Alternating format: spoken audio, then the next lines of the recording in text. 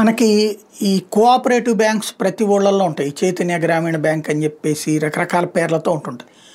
రాష్ట్రానికి మొత్తానికి ఈ గ్రామీణ బ్యాంకులు ఏమైపోతున్నాయంటే నిదానంగా రాజకీయ నాయకులు చెప్పు చేతుల్లోకి వెళ్ళిపోయి తమకు కావలసిన వాళ్ళకి అక్కడ 10 రూపాయల వాల్యూ చేసే భూమి ఉంటే 100 రూపాయల అప్పులు ఇప్పించి వాటిని సర్వనాశనం చేస్తున్నటువంటి పరిస్థితి.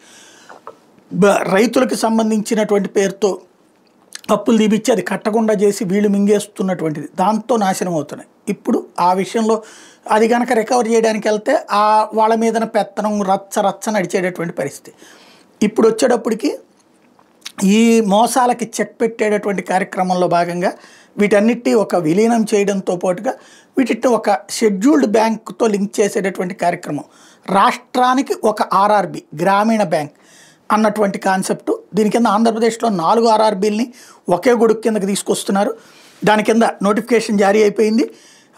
దాంట్లో భాగంగా ఆంధ్రప్రదేశ్లో ఇప్పుడున్న చైతన్య గోదావరి గ్రామీణ బ్యాంకు, ఆంధ్రప్రగతి గ్రామీణ బ్యాంకు, సప్తగిరి గ్రామీణ బ్యాంకు, ఆంధ్రప్రదేశ్ గ్రామీణ వికాస్ బ్యాంకులు విలీనం చేసి కొత్తగా అమరావతి కేంద్రంగా ఆంధ్రప్రదేశ్ గ్రామీణ బ్యాంకుని ఏర్పాటు చేశారు. దీనికి ఈ లింక్డ్ బ్యాంక్ ఏంటంటే యూనియన్ బ్యాంక్ ఆఫ్ ఇండియా. ఇది మే 1 నుంచి అమల్లోకి వస్తుంది. ఇప్పటిదాకా రాష్ట్ర నలుమూలలో ఉన్న 4 ప్రాంతీయ గ్రామీణ బ్యాంకుల ఆస్తులు, అధికారాలు, హక్కులు, ప్రయోజనాలు, అప్పులు అన్నీ కూడా ఇప్పుడు ఈ కొత్త బ్యాంకుకి బదిలీ అవుతాయి. ఇందులో కేంద్ర ప్రభుత్వానికి 61,21,28,679 రూపాయలు, రాష్ట్ర ప్రభుత్వానికి 18,36,80,480 రూపాయలు, ప్రాయోజిత బ్యాంకులకి 42,84,090 42,84,90,130 షేర్ క్యాపిటల్ ఉంటుంది. మే 1 నుంచి ఇది వరకు ఉన్న గ్రామీణ బ్యాంకులు ఏవి తమ కార్యకలాపాలకు నిర్వహించడానికి లేదు. ఇప్పటిదాకా వాటిలో పనిచేస్తున్న ఉద్యోగులు అట్లాగే ఉంటారు, అలాగే కార్యకలాపాలన్నీ అట్లాగే ఉంటాయి.